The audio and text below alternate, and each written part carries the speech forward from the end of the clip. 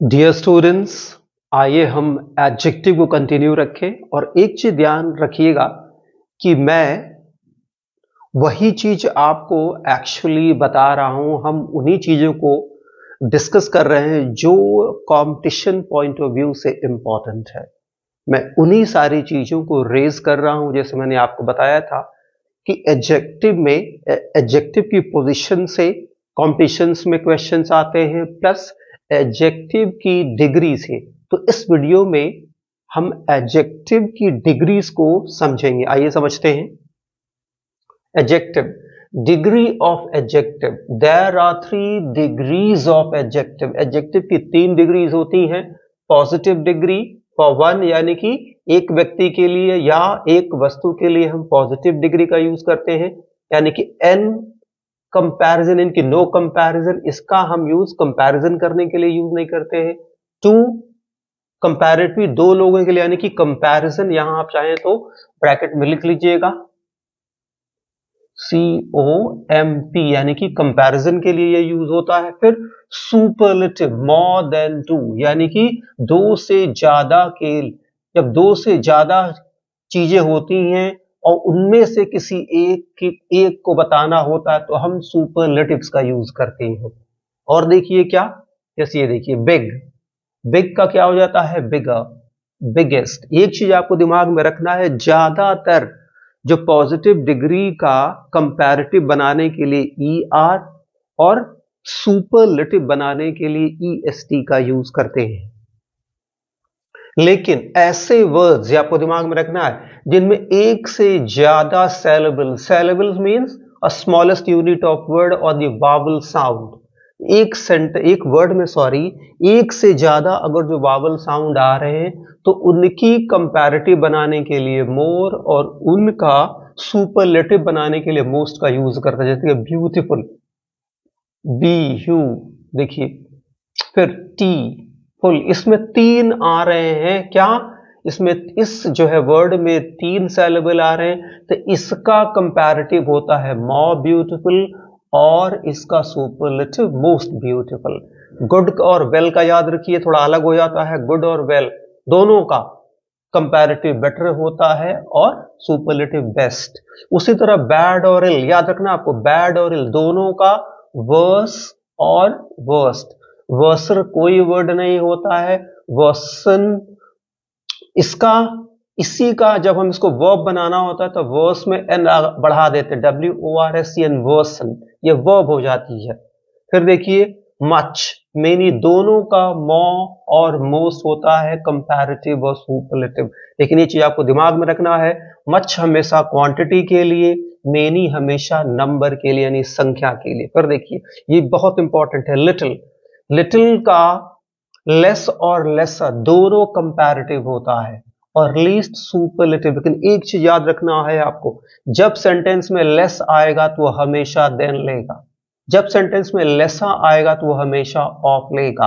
अभी मैं आपको एग्जाम्पल के थ्रू यहां पे मैं दिखा रहा, जैसे यहां देखिए, that was less than the 2, that was the less कह सकते हैं आप, that was the less than the 2। यहां देखिए देन लगा है, यानी लेस है तो देन ही होगा। यहां अगर मैं कर दूं आपको ऑफ का भी, तो आपको ऑफ के साथ नहीं जाना, जब लेस है तो देन ही लेगा। फिर देखिए that was lesser of the 2, यहां मैं अगर जो ये लगा के देन भी कर दूं तो भी आपको दिमाग में रखना है कि आपको किसके साथ जाना है, आपको जाना है ऑफ के साथ, यानी कि ये ऑफ ही लेगा। फिर देखिए he had as many much, देखिए मेनी मच, ये भी आपको दिमाग में रखना है।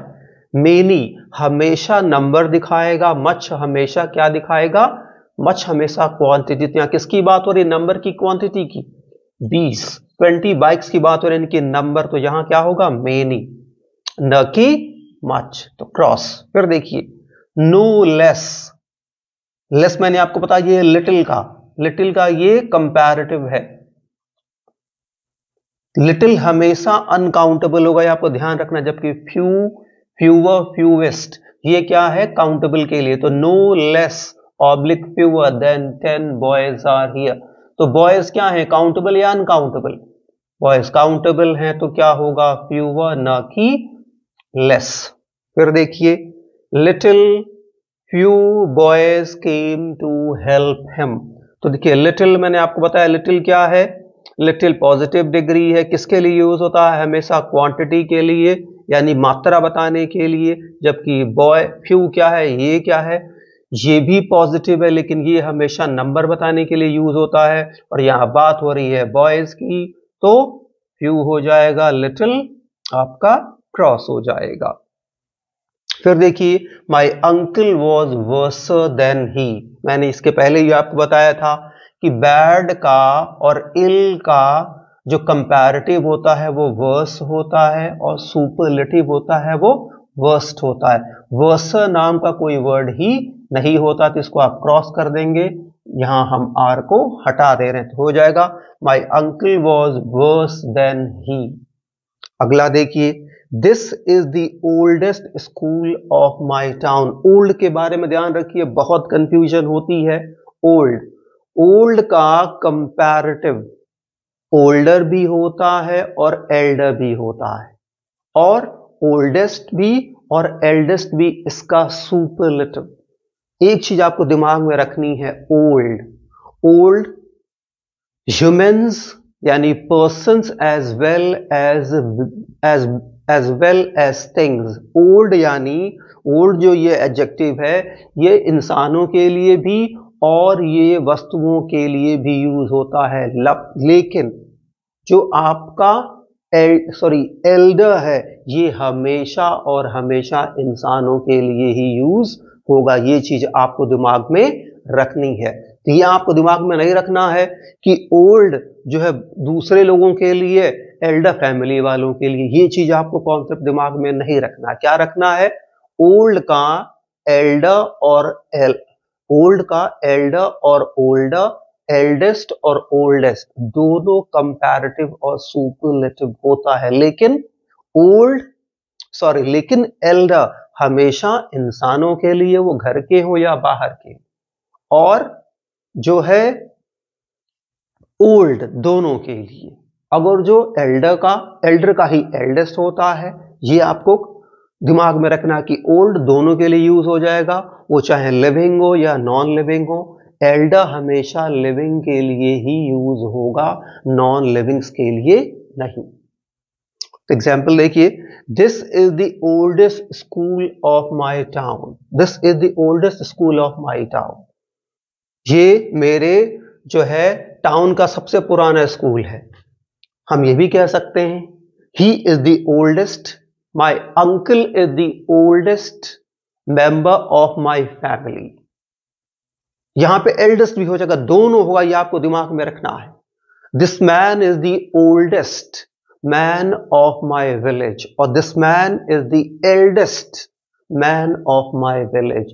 तो ओल्ड ठीक है, और एल्डर दोनों के लिए ओल्ड हमेशा ओल्ड दोनों के लिए लग जाएगा, लिविंग के लिए भी और नॉन लिविंग के लिए। लेकिन एल्डर और एल्डेस्ट हमेशा नॉन लिविंग के लिए हमेशा लिविंग के लिए ही लगेगा। एक और एग्जांपल देख लीजिए, they are elder to me. दूसरी चीज सबसे इंपॉर्टेंट, अगर जो ओल्डर आया है कंपैरेटिव डिग्री, कंपैरेटिव कंपैरिजन करके, तो ओल्डर हमेशा देन लेगा।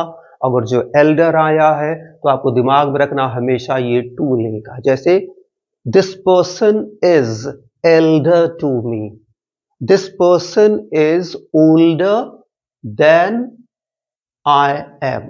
ये ध्यान देना है कि अगर जो एल्डर आ रहा तो हमेशा ये टू प्रेपोजिशन लेगा, अगर जो ओल्डर आ रहा तो ओल्डर हमेशा देन लेगा। सो आई होप आपको ये जो है डिग्री ऑफ एडजेक्टिव क्लियर होगी। अगर जो आपको कोई कंफ्यूजन होता है तो do write me back, do message me, I will try my best to resolve your problem. Thank you.